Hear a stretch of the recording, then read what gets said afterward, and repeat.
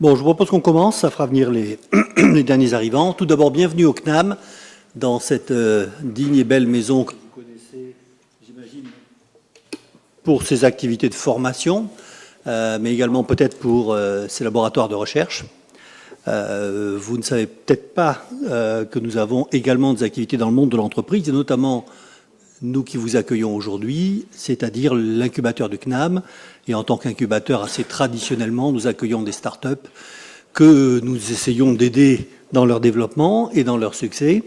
Mais au-delà de ça, nous avons un rôle de promotion de l'entrepreneuriat. Nous organisons une vingtaine d'ateliers ouverts par an sur le monde des start-up, mais également quelques conférences où nous invitons des speakers de choix pour témoigner de leur aventure dans le monde de l'entreprise et qui sont également ouvertes à tout le monde et que vous pouvez retrouver sur notre site que je vous invite à visiter. Aujourd'hui, nous avons le plaisir d'accueillir Monsieur Rozan, que je remercie tout de suite et je le referai ensuite, d'être venu nous rendre visite. C'est le fondateur de Quant. Alors, il me demandait tout à l'heure, est-ce que tout le monde connaît Quant? Alors, j'ai pris des paris en disant que probablement oui, mais on va venir dans le détail de tout ça. Je vous propose que je le questionne sur 2-3 points pendant une bonne demi-heure et qu'ensuite je vous laisse la parole pour pouvoir échanger ensemble pour clôturer cette conférence qui devrait durer, si nous sommes raisonnables dans notre agenda, 1 heure. Donc vers 15h, 15h05, on devrait avoir terminé. Voilà. Encore une fois, bienvenue. Donc justement, à ce propos, par rapport à la question que vous me posiez tout à l'heure, je ne sais pas si tout le monde connaît Quant. Je vous propose peut-être de nous définir rapidement ce qu'est Quant en tant qu'entreprise, mais surtout en tant que produit et service. Et après, on reviendra à l'aventure de votre entreprise. Bien, merci. Bonjour à tous. Merci d'être venus écouter ce que je peux vous dire sur Quant. Et merci au CNAM de nous avoir invités. Donc j'espère que vous savez presque tous que Quant est un moteur de recherche. Nous avons créé la société Quant en 2011. Nous avons lancé une première version de Quant en début 2013, puis une version plus complète en juillet 2013 et finalement une version plus aboutie encore en 2014 puis 2016. Évidemment, construire un moteur de recherche, c'est compliqué. Je vois là que le thème de la conférence est les secrets de réussite de la start-up Quant. En ce qui me concerne, je n'ai pas du tout l'impression de vivre une réussite. Je me dis, la réussite est maintenant désormais possible, mais entre être possible et être impossible, ce qui était le cas il y a 8 ans, il y a évidemment énormément de chemin, mais entre être possible et être acquise, il y a, à mon avis, tout autant de chemin. Donc nous sommes, en tout cas en ce qui me concerne, vigilants. Et je n'ai pas l'impression donc de vivre une réussite. Mais je suis content que l'image externe soit celle d'une réussite, c'est évidemment positif. En 2010, j'ai fait connaissance avec mon ami et associé Éric Léandri, que je ne connaissais pas. On s'est mis à parler tout de suite de tout un tas de choses. On a démarré 3, 4, 5 différentes petites sociétés qui avaient toutes un lien avec Internet. Et puis au fur et à mesure de la discussion, le projet a mûri. Et on se voyait beaucoup, on parlait énormément. Éric a un passé dans la technologie, je pense même en ce qui me concerne qu'il a un côté génial et qu'il est capable de faire des choses extraordinaires. Et moi, j'ai un passé totalement financier, mais extrêmement généraliste. La finance que j'ai pratiquée est une finance d'investissement où on commence par écouter les gens, chercher des bons projets, chercher des gens qui sont doués dans ces projets et on parie sur eux. Et un jour, de 2010 ou de début 2011, il est venu me voir avec trois feuilles de papier comme ça, pas recto verso. Et il s'est mis à me parler, il était extrêmement excité, il trouvait que c'était très très intéressant à tout à l'heure. Il dit, on va faire ci, on va faire ça, etc. Moi, je ne comprenais pas tout ce qu'il me disait, parce que je ne suis pas tech. Et au bout d'une heure, j'ai dit, Éric, laisse-moi te dire avec mes mots ce que tu viens d'expliquer. Tu veux faire un moteur de recherche concurrent à Google. Il me dit oui, voilà, c'est exactement ça. Donc c'est comme ça que Quant a démarré. Ce que je lui ai dit, c'est une très bonne idée, allons-y. Dit comme ça paraît simple, mais... Alors je ne vous ai pas donné les caractéristiques principales de Quant. Pardonnez-moi de vous attendre, je vais quand même vous dire un mot sur ce sujet. déjà à cette époque, l'idée d'Eric, c'était de dire, voilà, les grandes plateformes américaines et surtout Google sont partis dans une direction qui est autre que la direction originelle. La direction originelle était d'indexer tout ce qu'on pouvait indexer. D'ailleurs, au début, c'était facile parce qu'il n'y avait pas grand-chose à indexer. C'est devenu compliqué lorsque le web a grandi. Et de donner des bonnes réponses aux gens en restant neutre. Et donc, il y avait un côté neutre et universel. Et je crois qu'on peut le dire, Google a gagné parce qu'ils étaient le meilleur à ce jeu-là. Et donc, il n'y avait pas vraiment de sujet. Et concurrencer Google semblait impossible, justement pour cette raison-là. C'est-à-dire qu'ils avaient ce caractère universel, ils étaient neutres, et ils ne traquaient pas les gens, et ils faisaient ça mieux que tout le monde. Bon. Et d'ailleurs, tous les gens qui ont fait du Google contre Google en faisant des choses qui étaient similaires, mais un peu moins bien, se sont tous plantés. Mais ce qu'on a observé à l'époque, et qui était l'idée d'Eric, c'était que le fait de saisir des données personnelles des gens et le fait de s'en servir, inévitablement avait beaucoup de conséquences. D'un côté, sur ce que vous alliez voir quand vous regardiez l'écran, qui sait tant de choses sur vous, et des conséquences pour vous, sur votre vie privée et sur vos habitudes de consommation. On aura le temps de parler de tout ça. Et donc, on s'est dit à ce moment-là, c'est cette démarche nouvelle de Google et de toutes les plateformes américaines qui consiste à maintenant tout savoir sur vous et prendre tout sur votre vie privée, qui crée l'opportunité de créer quelque chose de différent. Parce que si ça n'est pas différent, ça n'a aucune chance de l'emporter. Donc on s'est mis sur ce créneau qui, par analogie, si on compare par exemple avec le bio, un créneau qui était petit il y a 25 ans et qui est immense aujourd'hui, ben pareil, le respect des données personnelles, ça nous a paru à la fois une mission. On s'est dit, on ne peut pas laisser les choses se faire comme ça et on veut faire une alternative et aussi une stratégie, les deux. Alors, on va descendre dans le détail, mais revenons un peu à la genèse, encore une fois. On est il y a quelques années, mais les grandes plateformes américaines existent déjà. Ce sont déjà des grandes sociétés. Comment on peut, j'allais dire, oser se lancer face à eux, contre eux? Alors, vous avez déjà commencé à développer quelques promesse de compte par rapport à sa façon de fonctionner. En tant que petite start-up française, on se dit ils ont des milliards, ils ont des armées d'ingénieurs, ils ont le plus gros marché du digital qui est leur base américaine. Donc si on regarde ça froidement, on se dit mais il faut avoir soit une foi incroyable dans son projet, soit une recette de cuisine. Alors est-ce que c'était une recette de cuisine technique que vous aviez? Est-ce que c'était une idée de business model pour gagner de l'argent différemment? Ou est-ce que c'était justement une promesse de faire différemment de ce que faisait Google et d'autres, vous l'avez dit tout à l'heure, qui essayaient de faire un peu pareil pour essayer de trouver une place sur cet énorme marché? C'est difficile de vous répondre, pour vous dire la vérité, parce que souvent, vous savez, expliquer les choses a posteriori, je ne suis pas sûr que des grands entrepreneurs puissent expliquer, quand ils ont démarré leur boîte, exactement quelle était l'intention. Il y a beaucoup de facteurs. Alors, je vais vous en donner un. Il faut une certaine dose d'inconscience, quand même, pour se lancer là-dedans. Il faut aussi beaucoup de ténacité et beaucoup de courage. Il faut être prêt à faire de très grands sacrifices que nous avons fait tous les deux, Eric et moi, dans notre temps, dans nos revenus, dans notre vie. Il faut prendre le risque que ça échoue, puisque ça aurait clairement pu échouer. Il faut voir juste. Je crois que l'idée que le fait que toutes ces plateformes américaines, et notamment Google, saisissent les données personnelles, au-delà même de tout ce qu'on peut imaginer, jusqu'à tout savoir sur vous, pour pouvoir vous influencer dans toutes vos décisions de vie politique, de vie publique, de vie personnelle, d'achat, de tout. C'était vraiment un créneau géant et il fallait le saisir. Et alors, enfin, il faut quand même dire la vérité, c'est que j'aimerais parler en deux mots du mot concurrencer, parce que on a dit plein de choses sur nous au début. Vous voulez battre Google, vous voulez tuer Google, vous voulez concurrencer Google, etc.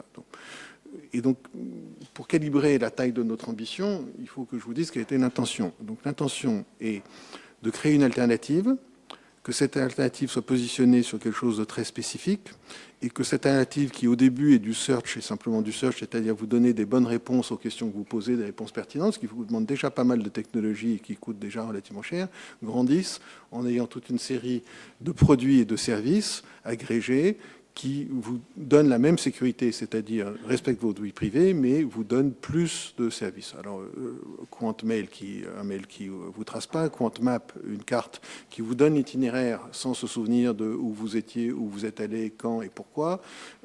QuantPay, qui pareil respecte l'anonymat de vos paiements, etc. Donc, on est en train de développer cette plateforme et il fallait développer le search au début.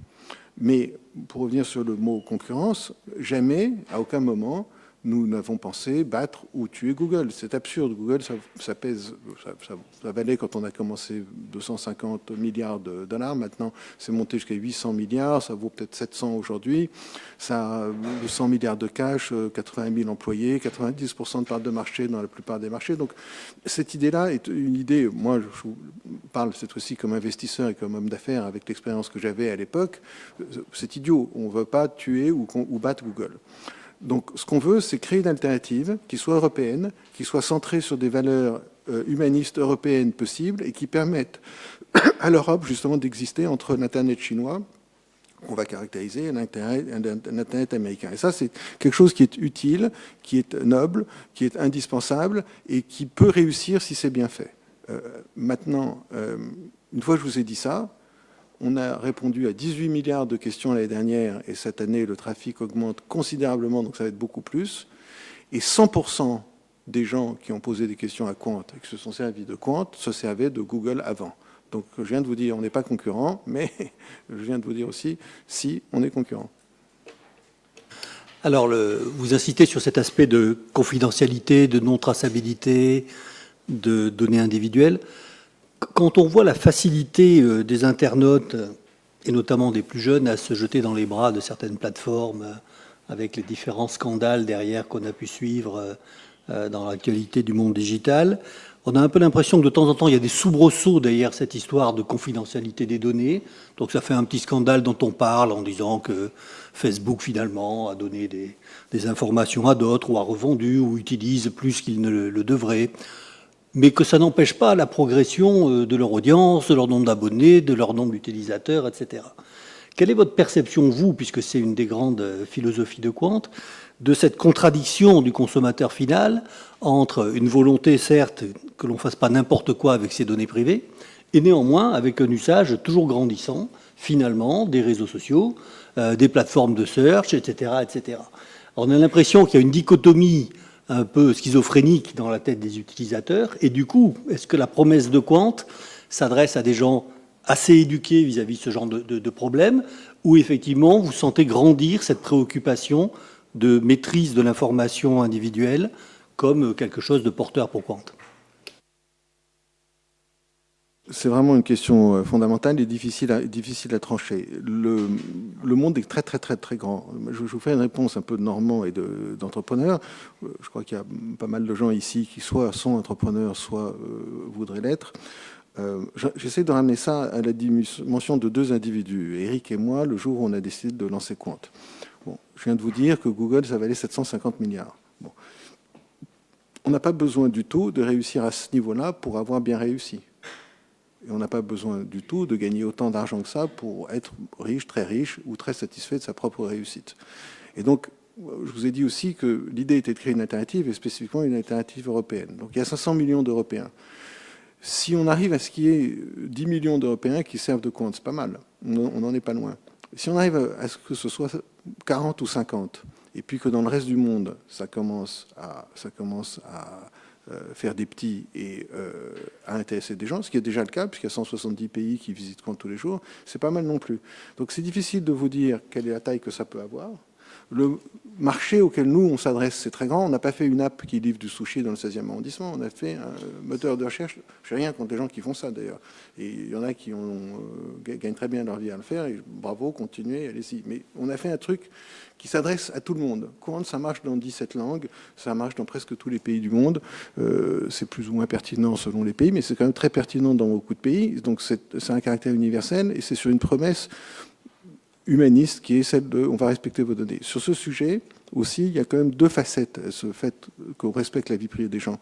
D'un côté, je pense que c'est insupportable que s'entasse sur des serveurs américains 100% de tout ce qui me concerne et que ça puisse être donné évidemment à toutes les autorités américaines qui le demandent. Donc c'est juste un viol de ma vie privée. Mais vous pouvez dire, bah, je m'en fous et c'est pas grave. Mais malgré tout, il y a un autre élément qui est très important, c'est le retargeting. Vous savez tous que quand vous êtes sur Internet, on vous vend des produits qui sont liés non pas à votre recherche d'aujourd'hui, mais à vos recherches passées. Et plus on en sait sur vous, plus on vous montre des choses et des produits qui sont liés à ce que l'on croit que vous aimez. Et ça vous prive de voir ce que vous pourriez découvrir, que vous pourriez aimer. Quand vous allez à Nice et que vous êtes allé 3 fois dans un truc de sushi ou dans une pizzeria, qu'on vous montre des pizzerias et du sushi quand vous arrivez à Nice, vous voyez pas le reste. Mais aussi, vous le savez tous, le prix de ce que vous n'avez pas acheté lorsque vous revenez pour le revisiter comme un voyage, une chambre d'hôtel ou un truc comme ça, monte. Parce qu'ils savent ce que vous voulez. Et donc, du coup, ils vous font croire qu'il n'y en a plus. Et le prix monte. Faites un exemple très simple. Allez sur toutes ces plateformes, et notamment sur Google, et allez essayer de réserver un vol ou une chambre d'hôtel. Puis vous attendez 2 jours, 3 jours, vous retournez, vous visitez, le prix monte. Et vous avez qu'à téléphoner à votre agent de voyage, demander le même service, vous allez voir que vous pouvez récupérer le prix d'avant. Voilà. Donc, il y a beaucoup de raisons, pour répondre à votre question, de se servir d'un service qui ne traque pas. Alors, une question un peu plus business. On voit bien quel est le modèle. Vous parlez du retargeting à l'instant, des ventes de données, etc. On voit bien quel est le modèle de ceux qui font ça en termes de création de chiffre d'affaires, on va dire. Si on s'interdit le ciblage publicitaire et autres types de business, comment gagne-t-on de l'argent quand on est contre? Alors, on gagne de l'argent comme gagne encore de l'argent Google et tous les moteurs de recherche qui ont existé. C'est-à-dire que la différence entre un moteur de recherche et un autre site, c'est que quand vous allez sur un moteur de recherche, vous commencez par poser une question, vous demandez quelque chose, et cette question identifie votre centre d'intérêt du moment. Nous, on s'interdit de lier cette connaissance du centre d'intérêt de recherche que vous avez à vous, et donc comme on ne fait pas ce lien, on ne peut pas savoir ce à quoi vous êtes intéressé dans le passé. Mais enfin, pour prendre 2 exemples simples, si vous posez comme question iPhone 10 ou si vous posez comme question vol Paris-Nice, on va vous montrer des iPhone 10 et après on va vous montrer des vols Paris-Nice. Et là, il y a une commercialité possible sur ce qu'on vous montre. Il y a, vous pouvez cliquer sur des objets et vous pouvez aller sur un colonne shopping et vous pouvez acheter. Dans les 2 cas, on gagne de l'argent. Donc ce qu'on gagne est directement lié à l'audience qu'on a. Donc le but financier d'une société comme Quant, c'est de démarrer en faisant des investissements sur la technologie pour pouvoir donner des bonnes réponses, après de dépenser sur l'audience pour avoir beaucoup de gens qui viennent nous visiter. Et une fois qu'on a une bonne technologie et une bonne audience, c'est comme une espèce de petite autoroute à péage. À chaque fois que vous allez venir cliquer sur des objets ou acheter des objets, ça va nous rapporter quelque chose. Et donc si c'est beaucoup de monde, ça peut rapporter beaucoup. Et c'est le cas de Google qui fonctionnait exclusivement sur ce modèle-là jusqu'en 2010. Vous avez raconté au début le tout début de l'aventure avec votre associé. Aujourd'hui, Quant, ce n'est plus une start-up, c'est une entreprise qui a grandi. Racontez-nous comment vous avez développé face à une telle ambition, comment vous avez réussi à vous développer en termes à la fois de ressources financières nécessaires pour effectivement développer quelque chose d'ambitieux en termes de secteur et de taille, et à la fois en termes de création d'une équipe qui maintenant compte plus de 150 salariés, c'est ça ? Oui, c'est ça. Venir sur l'équipe, on a une chance folle qui est que le sujet est quand même très intéressant et au fur et à mesure qu'on réussit ou en tout cas qu'on est plus crédible, il y a de plus en plus de gens qui sont intéressés à venir et à tenter l'aventure et tenter le pari avec nous. Donc on a eu pour l'instant assez peu de difficultés à trouver des gens très qualifiés. On a de très très très bonnes équipes et souvent des gens qui se sont eux-mêmes manifestés pour venir travailler avec nous. On a des bureaux à Épinal, à Rouen, à Paris, à Nice, à Ajaccio, à Bastia et en Italie et en Allemagne. Et en Allemagne, par exemple, on vient de faire un recrutement de quelqu'un d'extrêmement senior qui était chez Deutsche Telekom avant, et qui est quelqu'un qui a 3 ans, ne serait pas venu chez Quant. Mais aujourd'hui, compte tenu des progrès qu'on a fait, il est là et il peut apporter une très grande valeur ajoutée. Après, le début, on dit toujours une start-up. Alors quand vous dites start-up, vous pensez à 2 mecs de 20 ans qui débarquent et qui, tout d'un coup, ont une idée géniale dans un coin. Bon. Ben, nous, c'est pas ça. Moi, quand j'ai monté Quant, j'avais 57 ans. Et Eric, 40 ou 39. Donc Eric avait tout son background technologique et moi, j'avais tout mon background d'affaires et financier. J'avais fait quand même pas mal de choses dans ma vie. Et dans mon milieu à moi, les gens qui me connaissaient me faisaient confiance. Et donc, j'ai commencé par mettre, moi, de l'argent. J'ai mis à peu près 1 million dans Quant. Et puis, j'ai levé le tour d'après auprès de gens que je connaissais tous depuis très longtemps et qui sont tous des gens qui ont des fortunes assez considérables. Et j'ai levé cet argent sans business plan, sans site et sans photo d'écran. Et je suis allé voir et je lui ai dit, toi, c'est 100 000, toi c'est 50 000, toi c'est 250 000, jusqu'à ce que j'ai 1,2 million. Voilà. Et quand ils m'ont reçu, il y en a qui ont dit non, et puis ceux qui ont dit oui m'ont dit mais tu crois vraiment? Oui. Voilà, je les ai convaincus et on a démarré comme ça. Vous êtes juste en train de détruire tout ce qu'on raconte à nos startups pour les levées de capitaux, mais c'est pas grave. Après, d'autres... C'est comme ça. Après, les levées d'après, on a procédé d'une façon beaucoup plus académique. Mais celle-là, elle s'est faite comme ça. Les 2 premières, donc moi et les autres, c'était comme ça. Racontez-nous après comment d'autres actionnaires plus institutionnels, plus gros, on va dire, sont venus rejoindre Quant et surtout quelles ont été leurs réactions quand vous leur avez présenté leur projet, peut-être avec 2 ou 3 slides cette fois-ci. En réalité, donc, ces 2 premières levées nous ont permis d'arriver à un certain stade et on s'est dit à un moment donné avec Eric qu'il fallait absolument qu'on sorte de France et qu'on essaye de lancer Quant dans un autre pays. À ce moment-là, d'ailleurs, 100% des gens qui nous entouraient, que ce soit des amis, des conseillers ou des actionnaires, nous ont dit à tous les 2, mais c'est de la folie, restez en France, vous êtes français, concentrez-vous, il y a déjà tellement de choses à faire, vous êtes encore tout petit, n'allez pas en dehors de France. Et donc, la première chose qu'on a fait avec Eric, c'est qu'on ne les a pas écoutés et on a annoncé Quant en Allemagne. Alors, pourquoi en Allemagne? Parce qu'on a hésité, on aurait pu faire d'autres pays, mais on s'est dit que le sujet du respect de la vie privée, compte tenu du passé plus récent des Allemands avec la fraction entre l'Allemagne de l'Est, l'Allemagne de l'Ouest, avec la Stasi, avec tout ce qu'ils avaient vécu, c'était quand même quelque chose de plus important dans leur culture à eux, et on a lancé Quant en Allemagne.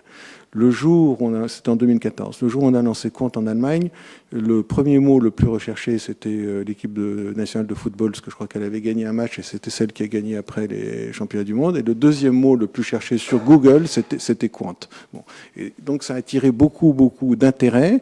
Honnêtement, le produit n'était pas encore au point, donc le trafic qu'on a généré a monté d'abord, et puis après il a descendu. Mais le principal produit de cette conférence de presse qu'on a faite en Allemagne, Eric et moi, en 2014, c'est qu'on a reçu un mail de la direction générale du groupe Axel Springer, qui est un groupe de presse qui est celui en Europe qui a le mieux réussi sa transition au digital et qui est donc extrêmement très crédible, qui est une boîte cotée en bourse qui vaut quelques milliards. Et on a reçu un mail un mercredi, on leur a répondu le jeudi, ils sont venus le lundi matin à 9h, le chairman et le numéro 2. L'un mesurait 1m95, l'autre 1m92. On avait rendez-vous à 9h, ils sont arrivés à 9h02, ils se sont excusés d'être en retard. Et à 11h30, on a fait un check-in avec le chairman et on a fait le closing en 1 mois et demi, ce qui est inouï de vitesse. Et là, on avait nos documents bien en ordre. Ça aussi, ça casse un peu tout ce qu'on raconte à nos startups sur le timing des augmentations de capital. Attendez, je vous rassure, pour faire un moteur de recherche, il faut beaucoup plus que ça, puisque donc là, on en était à peut-être 4 millions d'un côté et puis 8 de l'autre, ça fait 12. On a levé au total un peu plus de 50 et pour réussir en grand, il faudra qu'on lève encore beaucoup plus, qui est d'ailleurs en route, et ça se fait avec tout le process que vous pouvez décrire. Donc Quant, c'est une offre et un produit qu'on comprend un peu mieux, c'est une histoire de business, mais c'est également une mission assez noble, comme vous l'avez indiqué. En quoi les pouvoirs publics peuvent être des acteurs, et notamment les pouvoirs publics nationaux ou européens, qui accompagnent une société comme Quant pour effectivement éviter que certaines informations se retrouvent sur des serveurs étrangers. Il vaut mieux qu'elles soient plutôt dans des pays sur lesquels on peut avoir une maîtrise et une réglementation qu'on connaît. Et je veux juste vous raconter une anecdote. Quand on a lancé Quant dans sa première version, qui était loin d'être aboutie, à l'issue de contacts, de gens qui nous ont appelés et tout ça, on est allé, Eric et moi, donc c'était quand même au milieu 2013, on va dire, au printemps 2013, je crois, à Bercy, et on a été reçu par quelqu'un qui était très sympa, qui était très intelligent et qui était un des conseillers principaux de Arnaud Montebourg, qui à l'époque était ministre de l'économie. Et je lui ai dit, monsieur, vous savez, lorsque des Français, et notamment par exemple les plus hauts fonctionnaires de l'État, conduisent des recherches sur Google, les données et tout ce que vous avez cherché, toutes les informations afférentes, les fichiers que vous échangez, tout ça se retrouve sur les serveurs américains, et Google est obligé de donner ça à la NSA. Et le gars qui était un type intelligent, qui était quand même conseiller de Montebourg, c'est pas rien, il m'a regardé, il m'a dit « Vous vous foutez de ma gueule ?» Et je lui ai dit « Non, non, pas du tout, c'est la vérité, c'est comme ça que ça se passe. » Et donc, juste je vous dis ça pour vous donner, aujourd'hui, tout le monde sait ça, mais c'était il y a 6 ans, c'était pas il y a 100 ans, c'était pas il y a 20 ans. Et le gars était un type intelligent, Arnaud Montebourg, c'était un mec intelligent, mais personne n'avait conscience de ça. Donc, maintenant, tout le monde a conscience de ça, et donc du coup, la possibilité qu'il y ait une technologie en Europe suffisamment souveraine pour nous donner les moyens d'une indépendance vis-à-vis des plateformes américaines ou autres qui veulent dominer notre espace ou qui le dominent déjà, est une idée qui a fait son chemin, et donc maintenant, tout le monde en est conscient. Et donc, le pitch qu'on a déjà démarré à cette époque-là avec Eric et qu'on a continué avec tout le monde, qui est utiliser Quant, switch to Quant. Quant est aussi un élément de souveraineté pour l'État, pour les États européens, pour les sociétés et pour les individus. Ce pitch a finalement marché. Mais pour donner quelques chiffres, quand on a commencé à faire ça, je vous ai dit que l'année dernière, on avait répondu à 18 milliards de questions. Quand on a commencé à faire ça, sur l'année, on avait dû répondre à 100 ou 200 millions de questions. Donc on était vraiment minuscule. Et on a beaucoup grandi depuis. Qu'ils en aient un peu plus conscience aujourd'hui qu'il y a quelques années quand vous avez lancé l'entreprise, certainement. Est-ce que vous pensez, est-ce que vous souhaitez qu'ils devraient avoir un rôle, je ne sais pas, de promotion via l'éducation nationale, via les administrations, via leurs organes de financement public, au-delà juste de dire c'est bien qu'il y ait une entreprise française qui fasse ça et qu'on ne soit pas tous espionnés par des agences américaines. Est-ce que vous attendez un rôle plus important au-delà de un gentil soutien intellectuel ?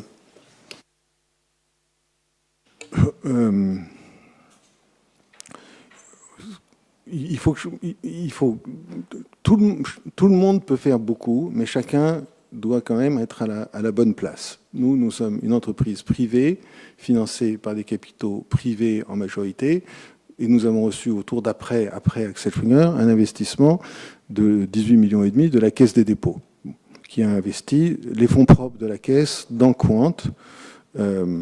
C'est pas une subvention, c'est pas un don. Ça nous a coûté la dilution qu'on a subie, nous, les fondateurs, lorsqu'ils sont venus, et on est très contents de l'avoir subi. Ce sont des très bons actionnaires, et ils font beaucoup de choses pour rassurer l'ensemble de la place sur la pérennité de Quant, sur le sérieux de Quant. Ils ont conduit une due diligence, et l'ensemble des gens qui ont adopté Quant depuis, je parle des gens dans le gouvernement, dans les administrations et dans les grandes sociétés, sont vraisemblablement rassurés du fait que la Caisse des dépôts est 20% de Quant. le fait, par exemple, que dans les mois qui viennent de s'écouler, un certain nombre de grandes sociétés, un certain nombre de grands administrations aient fait justement switch to quant. Bon, en gros, avant, c'est Google qui est configuré dans les ordinateurs de tous ces gens-là par défaut pendant des années et des années et des années.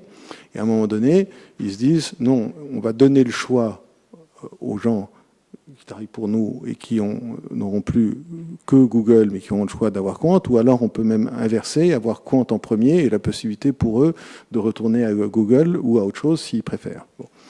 Le fait que des grandes administrations soient passées à Quant et que des grandes sociétés, Safran est passé à Quant, Thales est passé à Quant, Engie est en train de le faire, tout un tas de grandes boîtes le font, c'est évidemment très très très très positif pour nous. Et le fait que le ministère de l'Armée, le ministère de la Défense, le ministère des Affaires étrangères, des grands pans d'administration, la Direction générale des entreprises à Bercy adoptent Quant, c'est une signature, un signe de confiance, une augmentation du trafic, et c'est très bien.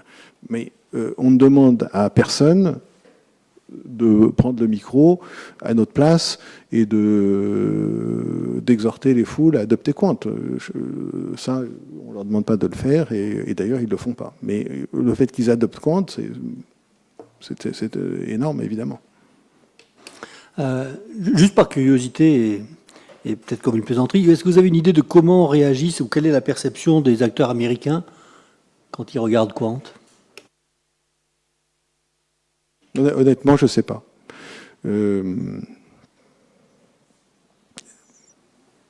On a eu peu ou pas de conversation avec eux, sauf dans des salons où on croise des gens qui travaillent pour des boîtes américaines, donc je ne peux pas vous répondre.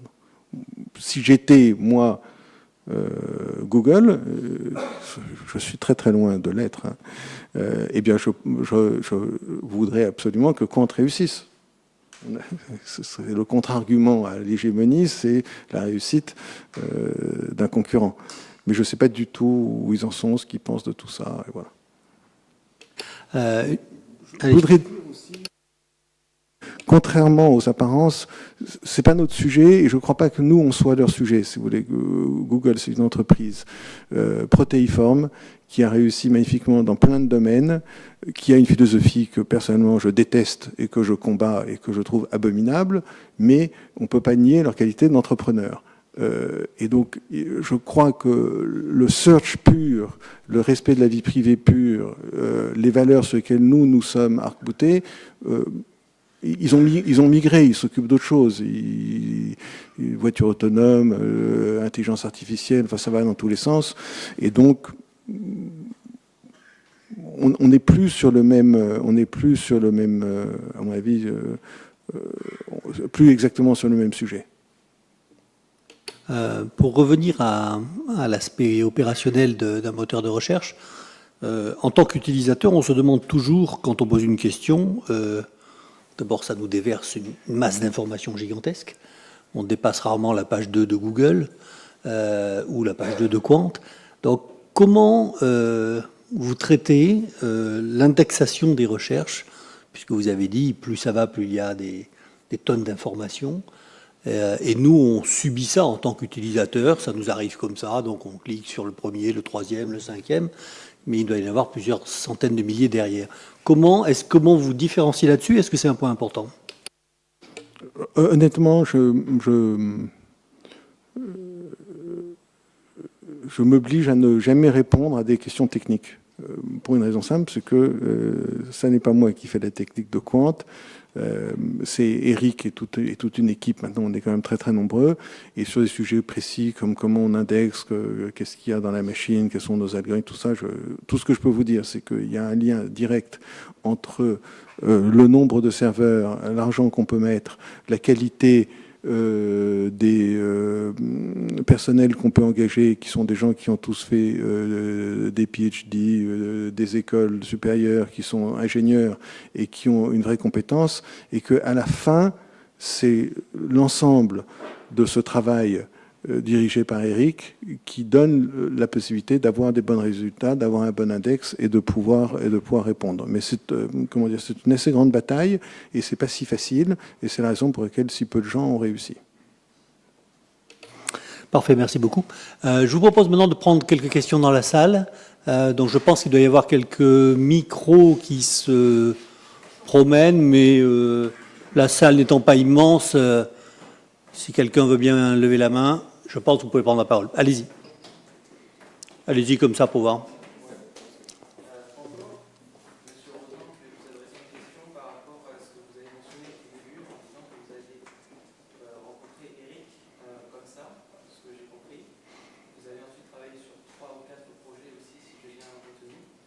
Et du coup, je voulais savoir en fait, qu'est-ce que ces différents projets vous ont appris sur la façon de fonctionner avec Eric, qui était justement un nouveau cofondateur que vous ne connaissiez pas auparavant et qui ont pu servir par la suite éventuellement dans le projet Quant. Ces différents projets du début, est-ce qu'ils vous ont apporté des choses pour la suite? Comment vous fonctionnez, vous, en tant que personne, en tant que couple d'entrepreneurs au niveau de la cofondation d'une entreprise? Ce genre de choses-là, si vous avez peut-être 3 petites idées à nous donner par rapport à la façon de fonctionner avec un cofondateur qu'on ne connaît pas d'entrée, quoi. Là, une fois de plus, je risque de vous décevoir d'une certaine façon, parce que je crois que vraiment, et je fais appel aussi à mes souvenirs lorsque j'ai fait des choses très différentes de Quant. Pour moi, alors en plus, je vais vous dire la vérité, c'est que Eric va détester cette réponse si par hasard il a le temps de m'écouter. Pour moi, ce qui compte là-dedans, c'est l'intuition. C'est-à-dire que c'est pas une recette. À un moment donné, je lui parle, on fait 2 ou 3 petits trucs, mais techniquement, c'est pas important ni super important pour Quant. Enfin, il y en a un qui a été vaguement utile, peu importe les détails. Mais à un moment donné, on devient amis d'abord. À un moment donné, j'acquiers un niveau de confiance en lui, sur son intelligence, sur son honnêteté, sur sa passion pour le sujet. Et puis, à un moment donné, il me propose d'être investisseur dans quelque chose qui est quand même assez fou. Et je me dis, on va essayer. Et puis, au moment où on crée la société, il me dit, ce serait peut-être bien que ce soit toi qui sois président au début. Et je lui dis, oui, mais c'est quand même toi qui portes le projet. Moi, je ne suis pas la tech. Comment on va faire? Et il me dit, si, mais au début, c'est mieux que ça. Bon, je suis d'accord. Et puis, on se lance là-dedans et on découvre ensemble à quel point c'est difficile et à quel point c'est passionnant. Et c'est pour ça que j'ai parlé de mission.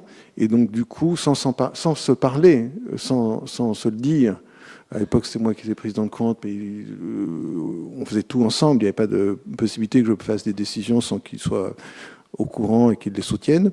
On se lance tous les deux là-dedans, si je puis dire, à corps perdu. Enfin, on travaille H24. Et quand ça devient vraiment difficile, au lieu d'abandonner, on insiste.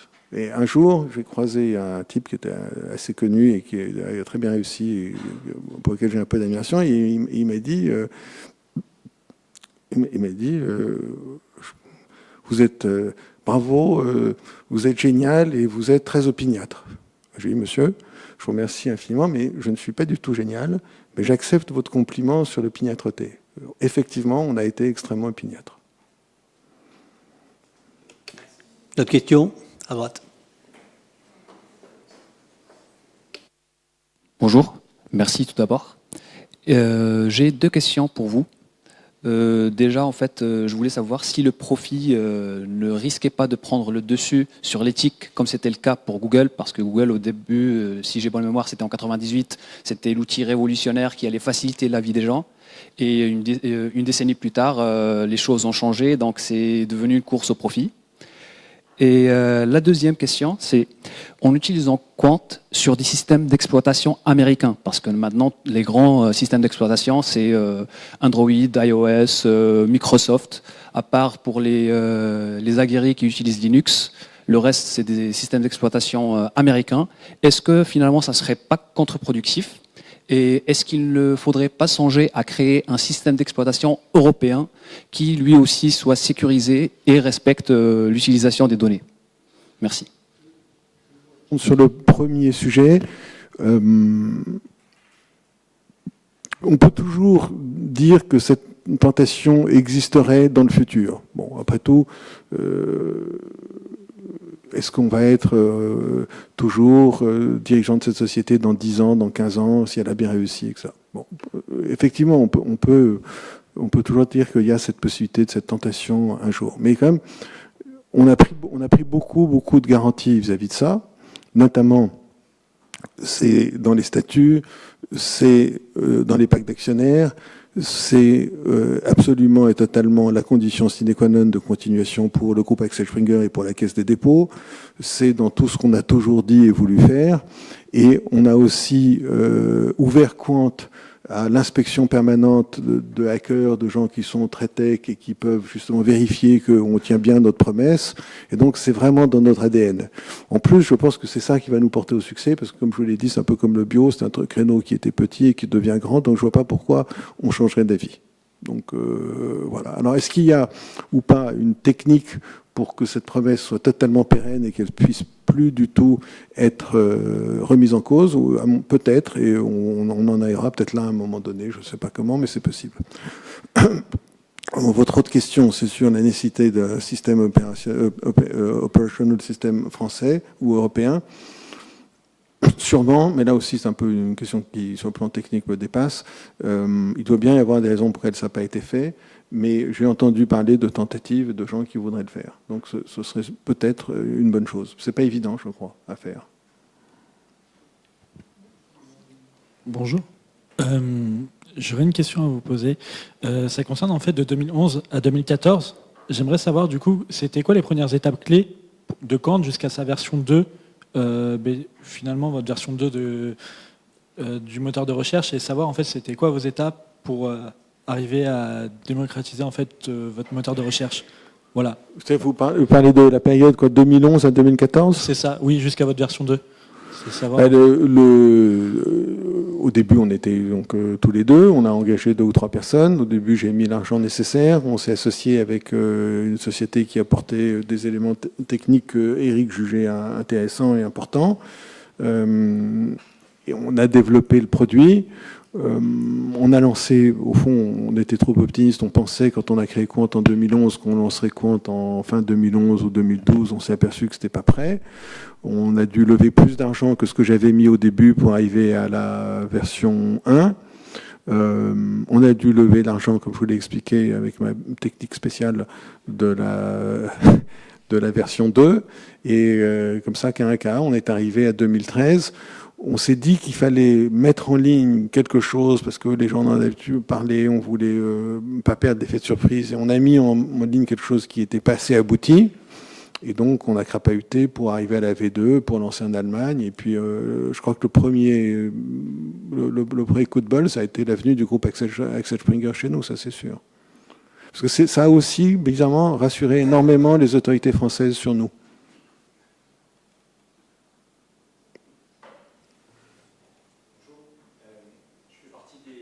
Consommateurs sans doute assez nombreux qui depuis des années prêchent autour d'eux pour le switch to Quant, en espérant que ça fera tache d'huile. J'ai trois questions.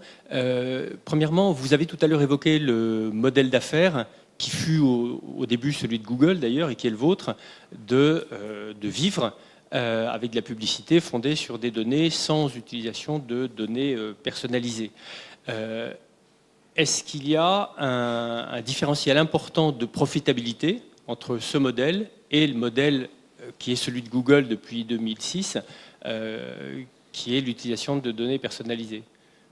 Alors, je ne suis pas sûr et je ne sais pas vraiment. Mais en tout cas, ce qui est sûr, c'est que Google continue à gagner, à mon avis, une vaste majorité de ce qu'il gagne grâce au système, si je puis dire, traditionnel qui ne demande pas de tracking, qui est en gros AdWords. Et il me semble que leur croissance de chiffre d'affaires et de valorisation boursière est due à 2 choses. D'une part, le fait qu'entre il y a 10 ans et aujourd'hui, le nombre d'utilisateurs a beaucoup augmenté, donc ce système rapporte plus d'argent parce qu'il y a plus de monde dessus. Et aussi, la bourse a valorisé très cher le fait d'avoir ces données et d'avoir le droit d'en faire ce qu'ils veulent, y compris les revendre. Et donc ça explique énormément le décollage de 250 milliards de valorisation boursière à 750 milliards de valorisation boursière, c'est quand même beaucoup de sous. Et ça explique aussi, à mon avis, pourquoi ils ne peuvent pas revenir en arrière. Parce qu'ils peuvent pas, ils n'ont pas tellement envie de repasser à 250 milliards.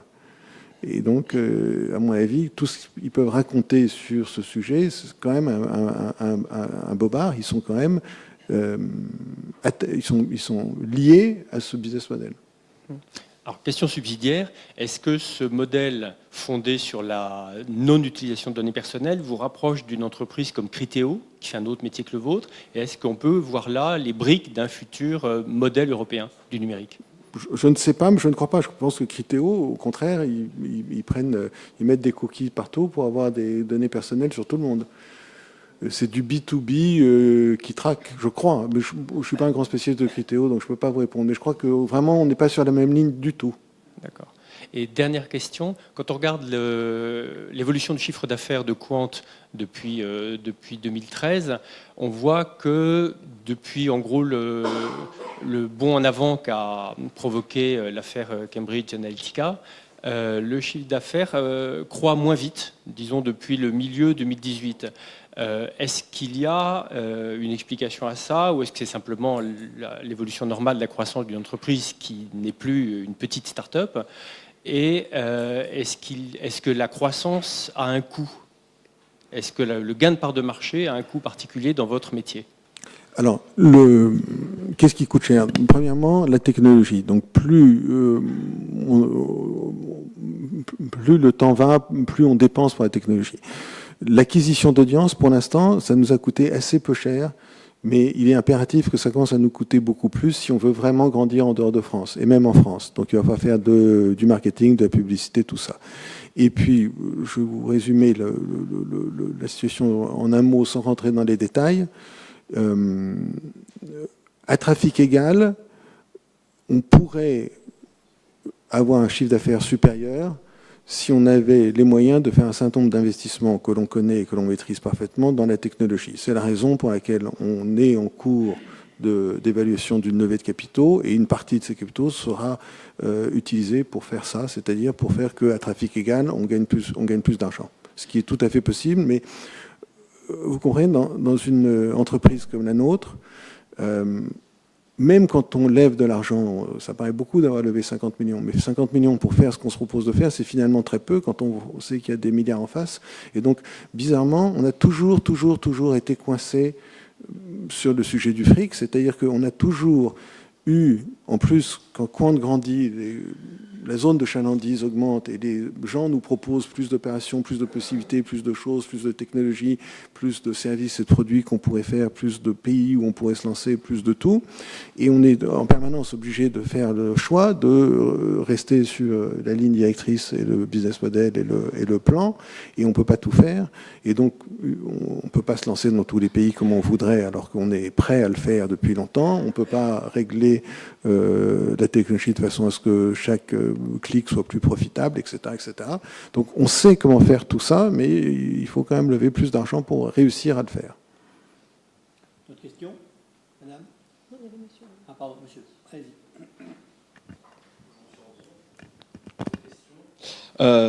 Au niveau de Quant, quels seront les axes d'amélioration au long terme ? Et ma deuxième question est, est-ce que Quant ne se ferme pas les portes sur les tendances actuelles, comme les voice navigateurs, Google Voice, Alexia, qui utilisent bien sûr de la sauvegarde de données, mais qui est peut-être intéressant sur la synchronisation des appareils et les déploiements externes comme les véhicules ou dans les maisons ? Oui. Il faudrait que ce soit Eric qui réponde à cette question, donc je vais le faire à minima. Je crois qu'avec un peu plus d'argent, pas beaucoup plus, nous avons les technologies nécessaires pour faire une gamme de produits qui s'adresse à tous ces sujets, la mobilité, la santé, le paiement, le commerce, l'intelligence artificielle, sans traquer, et que ce que nous allons faire, c'est faire la démonstration que l'on peut créer une gamme de produits performants dans tous ces domaines, sans garder les données personnelles et sans traquer. Madame. Merci pour votre présentation. C'est pas souvent une présentation sans aucune paillette et qui est incroyablement lumineuse. Donc,